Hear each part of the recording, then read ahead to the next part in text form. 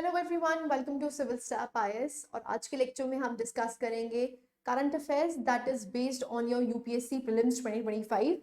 Now as you know this is a Sarvadhar series जहां पर आपको लास्ट 1 वीक के जो भी करंट अफेयर्स में रहा है और जो आपके यूपीएससी के लिए रेलिवेंट है that we discuss in detail.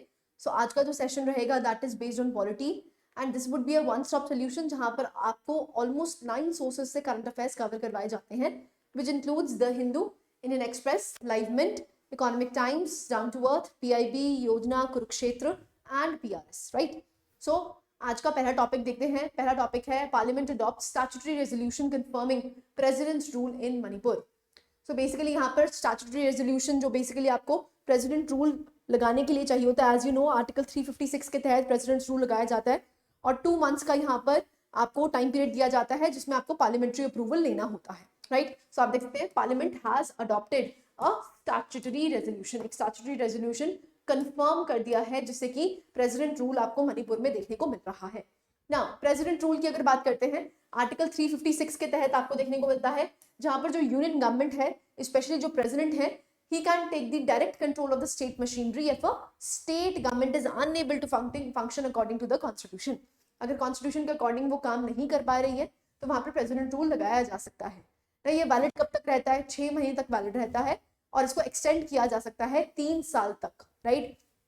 सो ये रिवोक भी किया जा सकता है। प्रेसिडेंट बेसिकली इसको कभी भी रिवोक कर सकता है, कोई भी पार्लियामेंट्री अप्रूवल की जरूरत नहीं है। लेकिन 44th अमेंडमेंट के बाद आपको देखने को मिला कि जो प्रेसिडेंट रूल है it can only be extended over a year every 6 months only after certification of the ECI। ठीक है, सो बेसिकली इसको समझ लीजिए, ये बहुत क्रूशियल है, यहाँ से क्वेश्चंस फ्रेम होते हैं।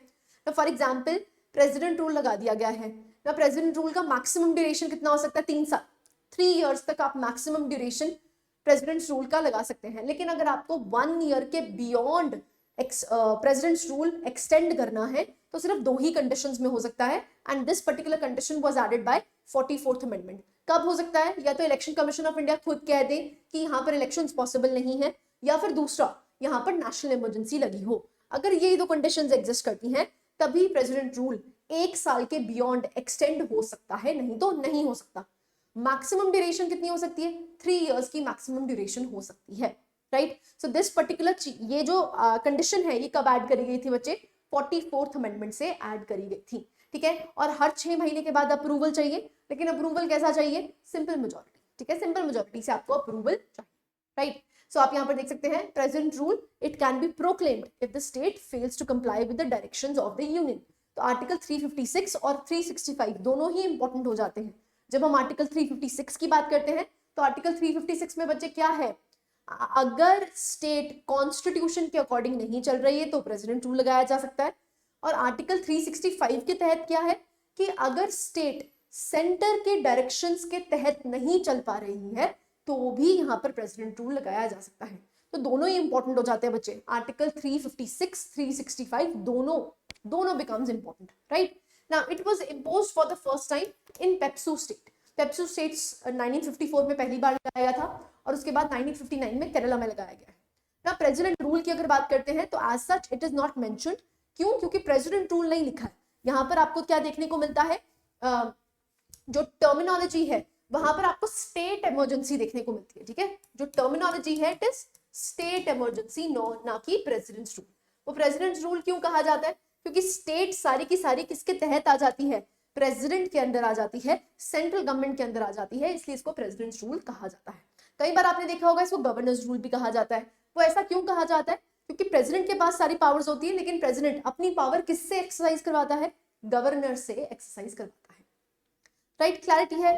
तो आप देख सकते हैं मेजर केसेस की अगर बात करते हैं तो SR Bommai versus union of India case देखने को मिलता है। ऐसे ही बूटा सिंह केस आपको 2005 में देखने को मिलता है जिसके तहत प्रेसिडेंट रूल को एक्सप्लिसिटली बताया गया है कि कब इसको लगाना चाहिए ना। स्पेशली जब हम SR बमाए केस की बात करते हैं इट इज लैंडमार्क केस जिसमें mis utilization of president rule जो किया गया है उसके लिए कुछ डायरेक्टिव्स दिए गए हैं। तो मान लीजिए अगर आज प्रेसिडेंट रूल लगता है तो ऑटोमेटिक सस्पेंशन, ऑटोमेटिक डिसोल्यूशन ना हो, बट काउंसिल ऑफ मिनिस्टर्स को किसमें रखा जाए? सस्पेंशन में रखा जाए, ठीक है। तो इसलिए काफी सारी आपको डायरेक्शंस देखने को मिली हैं किसके तहत? SR बमाए केस के तहत। तो रेलेवेंट कमिटीज भी आप देख सकते हैं। तो सरकारी कमेटी, सो यहाँ पर यह कहा गया था कि जो आर्टिकल 356 का उसका रेयर यूटिलाइजेशन होना चाहिए और डिसोल्यूशन ऑफ असेंबली नहीं होनी चाहिए, सस्पेंशन फेज में आप दे सकते हैं। National commission for reviewing the working of constitution की अगर बात करते हैं तो यहाँ पर अगेन रीआइट्रेट किया गया था कि जो आप एरांट यूज कर रहे हैं प्रेसिडेंट रूल का वो नहीं होना चाहिए, और wide publicity in media before imposition of president rule. तो यहाँ पर जो पब्लिसिटी होनी चाहिए मीडिया में कि इस पर्टिकुलर स्टेट में प्रेसिडेंट रूल लगने वाला है। जस्टिस वी चलैया कमीशन की अगर बात करते हैं तो यहाँ पर भी इन्होंने ये कहा था कि आर्टिकल 356 को बहुत स्पेयरिंगली यूटिलाइज करना चाहिए। ऐसी पंछी कमीशन की अगर बात करते हैं तो यहाँ पर ये कहा गया था कि लोकलाइज्ड इमरजेंसी होनी चाहिए फॉर लेस देन 3 months, 3 महीने से कम की आपको लोकलाइज्ड इमरजेंसी देखने को मिलनी चाहिए रादर देन पूरी स्टेट में आप इमरजेंसी लगाएं, right. So this recommendation was given by the पंछी कमीशन, राइट। नेक्स्ट न्यूज जो बहुत इंपॉर्टेंट बनती है, जो एक्चुअली में डिटेल में जानने की जरूरत है, it is the Waqf, right. Now the Waqf bill have been passed by the Lok Sabha as well as the Rajya Sabha, presidential assent के लिए गया हुआ है।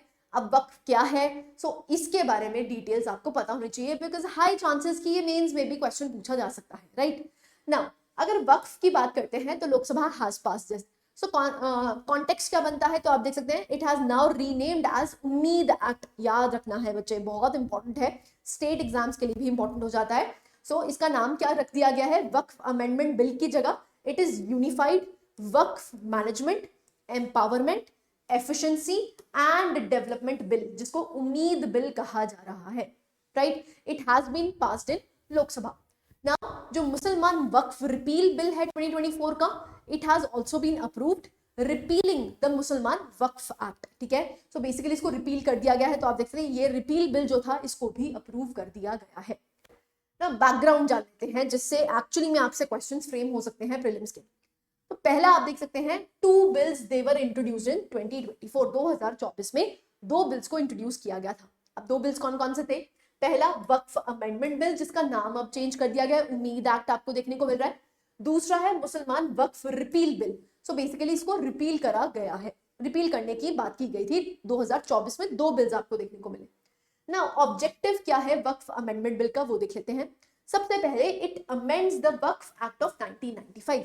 जो 1995 में वक्फ एक्ट लाया गया था उसको बेसिकली रिपील करने की, अमेंड करने, सॉरी रिपील नहीं, अमेंड करने की बात की गई है to address challenges in managing the Waqf properties. जो भी वक्फ प्रॉपर्टीज आपको देखने को मिलती है, दो हम वक्फ को भी यहाँ पर डिटेल में डिस्कस करेंगे। जो भी वक्फ प्रॉपर्टीज देखने को मिलती है उसकी प्रॉपर मैनेजमेंट हो सके, उसके लिए यहाँ पर अमेंडमेंट बिल लाया गया है। दूसरा, improve the administration, administration of efficiency. Waqf boards की जो एडमिनिस्ट्रेशन है, एफिशिएंसी है, उसको इंक्रीज करने के लिए भी ये बिल लाया गया है, ये इसका ऑब्जेक्टिव है। और दूसरा बिल जो लाया गया था दैट इज मुसलमान वक्फ रिपील बिल। उसके क्या ऑब्जेक्टिव्स हैं वो जान लेते हैं। सबसे पहले तो रिपील करना था, जो 1923 का एक्ट आपको देखने को मिलता है जो कि एक आउटडेटेड कॉलोनियल एक्ट है, उसको रिपील करने की बात की गई। दूसरा, यहाँ पर यूनिफॉर्मिटी, ट्रांसपेरेंसी और अकाउंटेबिलिटी की बात की गई है। जो भी वक्फ प्रॉपर्टी मैनेजमेंट है, जो भी वक्फ एक्ट के तहत देखने को मिली है, उसकी यूनिफॉर्मिटी, ट्रांसपेरेंसी और अकाउंटेबिलिटी को इंश्योर करने की बात की गई है।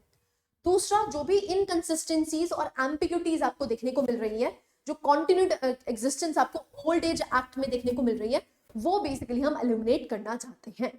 सो पहले आपको क्या याद रखना है, 2 बिल्स आपको देखने को मिले हैं रिसेंटली, लोकसभा राज्यसभा से दोनों ही बिल पास हो चुके हैं। इवेंचुअली दोनों के ऑब्जेक्टिव्स क्या है ये भी पता होना चाहिए। वक्फ अमेंडमेंट बिल का जो नाम चेंज किया गया है वो भी इंपॉर्टेंट है। व्हाट आर द ऑब्जेक्टिव्स, दोनों के ऑब्जेक्टिव्स क्या हैं, that is also very crucial, right. So we have studied the objectives. Now अब वक्फ का मीनिंग जानते हैं, क्या आपको मायने देखने को मिलते हैं वक्फ के। सो बेसिकली वक्फ क्या है बच्चे, वक्फ एक ऐसी प्रॉपर्टी है जो कि डेडिकेटेड है सोनली फॉर रिलीजियस या चैरिटेबल पर्पसेस। मतलब वो प्रॉपर्टी किसके लिए यूटिलाइज करी जाएगी, या तो रिलीजियस या फिर किसी चैरिटेबल पर्पसेस के लिए यूटिलाइज की जाएगी। कोई भी सेल या other use of property is prohibited. आप ना उसका सेल कर सकते हैं, ना ही किसी अदर यूज के लिए इसको ला सकते हैं। It is prohibited under the Islamic law.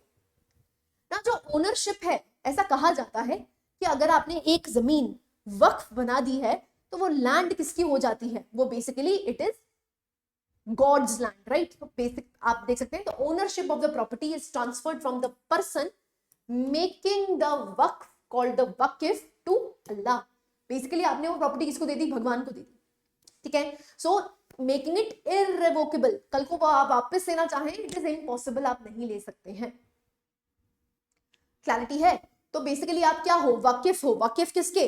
उस प्रॉपर्टी के। अगर आपने वो प्रॉपर्टी वक्फ को दे दी है, दैट मीन्स आप अपने प्रॉपर्टी किसको दे दी? अल्लाह को दे दी, और वो इररिवोकेबल है। कल को आप वापस लेना चाहें इट इज इम्पॉसिबल, आप वापस नहीं ले सकते। ठीक है जी। So the properties that are dedicated solely for the religious और द चैरिटेबल पर्पसेस। ना जो क्रिएटर है उसको वाकिफ कहा जाता है, और जो प्रॉपर्टी है, the property is managed by a mutawalli. ठीक है, सो याद रखना है, जो क्रिएटर है वो वाकिफ है, और जो प्रॉपर्टी मैनेज करता है उसको क्या कहा जाता है? मुत्तवल्ली।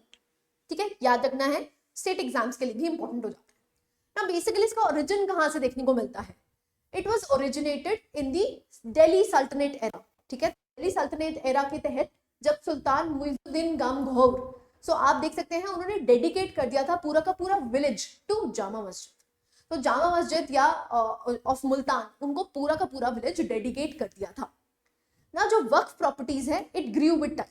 ठीक है, ऑब्वियसली बात है, उस टाइम मुस्लिम एरा, आपको इस्लाम एरा देखने को मिला, जिसमें जो ये वक्फ है, बहुत जो वक्फी प्रॉपर्टीज हैं बहुत ज्यादा राइज करी इस्लामिक डायनेस्टीज में ना। जो मुसलमान वक्फ वैलिडेटिंग द एक्ट, ये आपको देखने को मिलता है 1913 में वैलिडेट किया जाता है, and protected the institution of Waqf in India. तो बेसिकली इसको स्टैट्यूटरी लीगल अथॉरिटी देने के लिए 1913 में, विच इज कॉलोनियल एरा, जो ब्रिटिश एरा है, उन्होंने इसको लीगलाइज करा, वैलिडेट कर दिया कि जो भी वक्फ की प्रॉपर्टीज हैं वो खुद मैनेज कर सकते हैं। ठीक है, so it was the institutionalization of Waqf properties in India in 1913। सो इसका ओरिजिन आपको दिल्ली सल्तनत में देखने को मिलता है, लेकिन वैलिडेटिंग एक्ट कब देखने को मिला? It is 1930। Right now, constitutional framework and governance की अगर बात करते हैं, तो charitable and religious institutions are under the concurrent list. Very important, जो भी चैरिटेबल या फिर कोई भी रिलीजियस इंस्टीट्यूशंस हैं वो किस लिस्ट के तहत है? वो कॉन्करेंट लिस्ट के तहत है। ठीक है, कॉन्स्टिट्यूशन के कॉन्करेंट लिस्ट के तहत आते हैं। इसका मतलब क्या है? दोनों ही यहाँ पर क्या कर सकते हैं? उसको रेगुलेट कर सकते हैं, पार्लियामेंट भी, और स्टेट लेजिस्लेचर भी क्या कर सकता है? लॉज बना सकता है। राइट, सो आप देख सकते हैं, अगर वक्फ गवर्नेंस की बात करते हैं तो करंटली कौन सा एक्ट चल रहा है जिसके तहत आपको वक्फ प्रॉपर्टीज देखने को मिलती है? It is the Waqf act of 1995। So basically 1913 का जो एक्ट था, 1923 का, 1954 का, इसको रिप्लेस करके 1995 में वक्फ एक्ट बनाया गया, जिसके तहत आज भी वक्फी प्रॉपर्टीज क्या हो रही थी? मैनेज हो रही थी।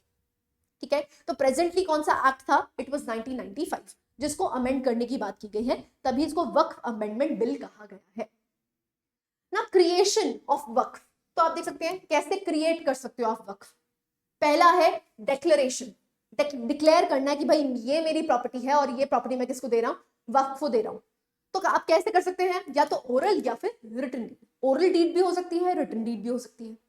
दूसरा, long term use of land for religious या चैरिटेबल पर्पसेस। अगर आप लॉन्ग टाइम से, लॉन्गर ड्यूरेशन से उस पर्टिकुलर प्रॉपर्टी को कैसे यूटिलाइज कर रहे हैं? रिलीजियस या चैरिटेबल पर्पसेस के लिए यूटिलाइज कर रहे हैं, तो आप वो प्रॉपर्टी आपकी क्या हो गई? वक्फ प्रॉपर्टी हो गई। Endowment upon the end of the line of succession, जो आपकी लाइन ऑफ सक्सेशन चलती आ रही है, जब आप एंड कर देते हो, आप ये कहते हो कि ये पर्टिकुलर प्रॉपर्टी अब वक्फ हो जाएगी, तो यहां पर आप क्रिएट कर सकते हो क्या? वक्फ। आप क्या बन जाओगे? वाकिफ। ठीक है जी, आई होप आपको यहां तक क्लैरिटी है। नाउ, सबसे ज्यादा स्टेट्स जहां पर आपको highest share of Waqf properties देखने को मिलता है, it is UP. 27% of the land is created by the Waqf. Waqf properties आपको देखने को मिल रही है। सेकंड नंबर पे आपको वेस्ट बंगाल, थर्ड 99% आपको देखने को मिलता है, विच इज पंजाब। राइट ना, एवोल्यूशन ऑफ वक्फ लॉज की अगर बात करते हैं तो 1913 में, as I told you, validate किया गया था वक्फ डीड्स को। तो 1913 में पहला लॉ, पहला एक्ट बनता है। उसके बाद आपको 1923 में देखने को मिलता है, जिसने क्या किया? It made registration of Waqf properties mandatory. अब आपको रजिस्ट्रेशन करवानी मैंडेटरी है। 1923 में ये चेंज लाया गया। फिर आपको 1954 में देखने को मिलता है, जहां पर सेंट्रल वक्फ काउंसिल बनाई गई और स्टेट वक्फ बोर्ड्स बनाए गए, जिससे कि बेटर मैनेजमेंट हो सके वक्फ प्रॉपर्टीज का। अब प्रॉब्लम क्या है? यहां पर जो आपको सेंट्रल वक्फ काउंसिल और स्टेट वक्फ काउंसिल देखने को मिलती हैं, यहां पर जो मैनेजमेंट करी गई है, वहां पर आपको करप्शन के चार्जेस देखने को मिल रहे हैं, जहां पर कोई ट्रांसपेरेंसी नहीं है, जिसकी वजह से वक्फ अमेंडमेंट बिल लाया गया है। सो बेसिकली इनको क्या देती थी, काफी ज्यादा पावर्स दे देती थी, जिसकी वजह से ये अपनी पावर्स को मिस यूटिलाइज कर रहे थे। फिर 1995 आपको देखने को मिला, जहां पर क्या किया गया कि भाई कल को अगर कोई डिस्प्यूट राइज होता है, प्रॉपर्टी तो है, प्रॉपर्टी के लिए डिस्प्यूट राइज हो सकते हैं, तो इन्होंने बोला कि भाई ट्रिब्यूनल्स भी कौन बनाएगा, वक्फ ही बनाएगा। अब मान लो ये मेरी प्रॉपर्टी है, मैंने वक्फ को दे दी, भाई कल को कोई प्रॉपर्टी डिस्प्यूट राइज होता है तो भाई ट्रिब्यूनल्स बनाए जाएंगे, और इवेंचुअली जब मैंने ये प्रॉपर्टी वक्फ को दे दी, मतलब अब इस प्रॉपर्टी का ओनर कौन है, वक्फ है, तो ट्रिब्यूनल्स जो बनाए जाएंगे वो भी कौन बनाएगा, वक्फ ही बनाएगा। तो कल को वो ये थोड़ी बोलेगा कि हाँ जी ये प्रॉपर्टी तुम्हारी है, नोबडी विल से दैट, वो तो कहेंगे हमारी प्रॉपर्टी है। तो यहां पर आपको देखने को मिलता है that is the more centralization, और यू कैन से कि यहां पर जो ट्रिब्यूनल बनाया गया है वहां पर वक्फ बोर्ड्स को और भी ज्यादा पावर दे दी गई, राइट। तो आप यहां पर देख सकते हैं, introduce tribunals for dispute resolution and added elected members and Islamic scholars to Waqf boards. Waqf board में जो इस्लामिक स्कॉलर्स हैं या फिर इलेक्टेड मेंबर्स हैं, उनको बेसिकली यहां पर इंट्रोड्यूस किया गया। It was 1995। तो प्रेजेंटली जो एक्ट चल रहा था इट वाज 1995, जिसको अमेंड करने की बात की गई है, एंड इवेंचुअली लोकसभा राज्यसभा से दोनों ही ये अमेंडमेंट बिल पास हो चुका है। Now what are the key amendments, धीरे धीरे करके देखते हैं क्या की अमेंडमेंट्स आपको देखने को मिलती है। पहला है that is composition of central Waqf council. क्या बनाया जाएगा, सेंट्रल वक्फ काउंसिल बनाया जाएगा, जिसमें जो union minister in charge of waqf है he becomes the ex officio chairperson. अब इस काउंसिल में और कौन कौन से मेंबर्स होंगे, बहुत इंपॉर्टेंट है बच्चे, यहां से क्वेश्चन बन सकता है। पहला है मेंबर्स ऑफ पार्लियामेंट, एमपीज यहां पर आपको देखने को मिलेंगे, जिससे ट्रांसपेरेंसी इंक्रीज हो। दूसरा, पर्संस ऑफ नेशनल एमिनेंस। तीसरा, रिटायर्ड सुप्रीम कोर्ट या हाई कोर्ट जजेस आपको देखने को मिलेंगे। एमिनेंट स्कॉलर्स दिए जाएंगे मुस्लिम लॉ के। The bill removes the Muslim requirement for MPs, मतलब जरूरी नहीं है अब जो एमपीज यहां पर आएंगे वो मुस्लिम होने चाहिए, राइट। दूसरा, ऐसे ही जो जजेस हैं वो मुस्लिम होने चाहिए। तो बेसिकली ये जो बिल है ये रिमूव करता है the Muslim requirement. Next, the bill mandates two non Muslim members in the council, दो नॉन मुस्लिम मेंबर्स भी यहां पर काउंसिल में आएंगे, ये this is the key amendment. Next, composition of Waqf boards. अब कॉम्पोजिशन और आपको क्या देखने को मिलेगी, it empowers the state governments to nominate one person from each group, हर ग्रुप से एक पर्सन को नॉमिनेट कर सकता है स्टेट। जो नॉन मुस्लिम मेंबर्स हैं दे आर रिक्वायर्ड टू, दो यहां पर जो नॉन मुस्लिम मेंबर्स हैं वो भी रिक्वायर करे गए हैं। Must include at least one member from each Shia, Sunni and backward Muslim classes. तो जो बैकवर्ड मुस्लिम क्लासेस भी आपको देखने को मिलते हैं वहां से भी इंक्लूजन दी गई है। एंड इवन वेरी इंपॉर्टेंट, जब एम्पावरमेंट की बात करी जा रही है तो एम्पावरमेंट में 2 मुस्लिम विमेन मेंबर्स भी यहां पर इंक्लूड करी जाएंगी, वेरी इंपॉर्टेंट, ठीक है जी। नेक्स्ट आपको देखने को मिलता है ट्रिब्यूनल्स में, अब कॉम्पोजिशन में आपको क्या चेंजेस देखने को मिले हैं। Removes the expert in Muslim law, यहां पर रिमूवल किया गया है। दूसरा, डिस्ट्रिक्ट कोर्ट जज यहां पर चेयरमैन बन जाएगा और जॉइंट सेक्रेटरी रैंक ऑफिसर यहां पर आएगा। This is the composition of now the tribunals. Next, appeals against tribunal orders. आप ट्रिब्यूनल से जजमेंट मिली और आप जो जजमेंट से खुश नहीं हैं तो आप कहां जा सकते हैं। So decisions of the tribunals are final with no appeals allowed in, कोई भी कोर्ट्स में अपील्स आपको देखने को नहीं मिलेगी। ये एक्ट कहता था पहले, जो 1995 का आपको एक्ट देखने को मिला है, लेकिन ये जो बिल लाया गया है अब क्या किया गया है, it allows appeals against the tribunal decision to the high courts में अब आप अपील कर सकते हैं। पहले कोई अपील नहीं था, भाई जो ट्रिब्यूनल ने कह दिया वो फाइनल। तो अगर अब आपको कोई भी डिस्प्यूट राइज होता है तो आप 90 days, within 90 days high courts में अपील कर सकते हैं, right. Next, survey of properties, यहां पर प्रॉपर्टीज का सर्वे किया जा सकता है। So bill replaces the survey commissioner with the district collector. So district collector कर सकता है with 2 other senior officers to oversee the survey of the Waqf properties, right. So this is the survey. अब याद रखना है, पहले सर्वे commissioner था, अब क्या है, district collector with 2 senior officers। Government property as waqf. अब जो बिल है वो कहता है कि जो भी government property identified as waqf will cease to be so. नहीं तो क्या कहा जाता था कि भाई जो बिल्डिंग्स बनी है, जो सरकार की बिल्डिंग्स हैं, ऐसा कहा जाता था वक्फ के द्वारा कि भाई ये वक्फ की प्रॉपर्टी है।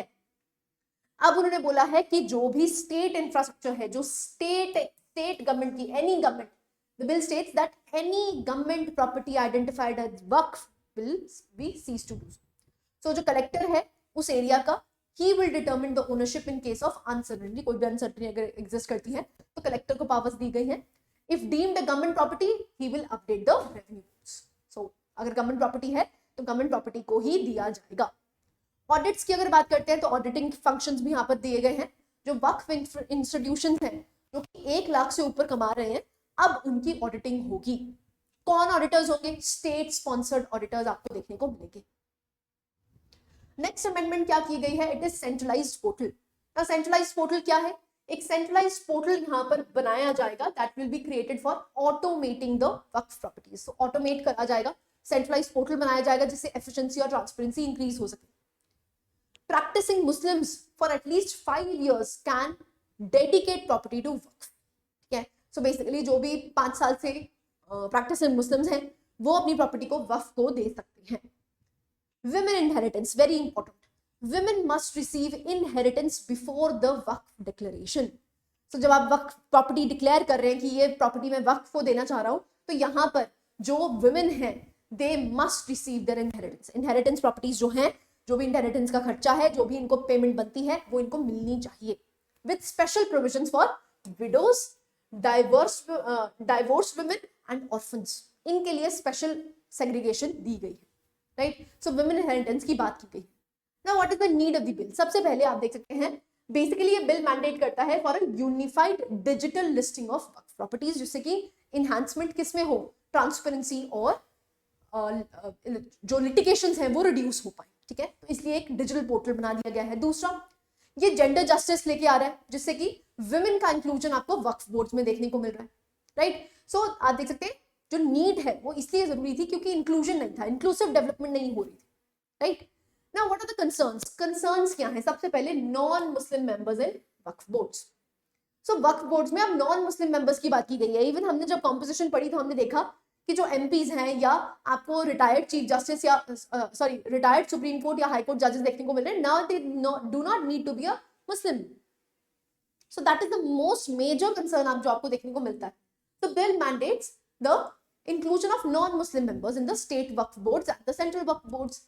Now this could lead to these bodies being majorly composed of non Muslims. अब जबकि दूसरे बोर्ड्स की अगर बात करते हैं जैसे हिंदू या Sikh endowment, primarily they consist of the members from those religions only.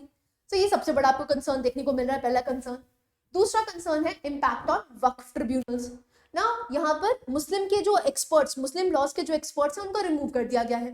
अब इसकी वजह से आपको देखने को मिलता है जो वक्फ रिलेटिव डिस्प्यूट्स हैं वो अफेक्ट हो सकते हैं।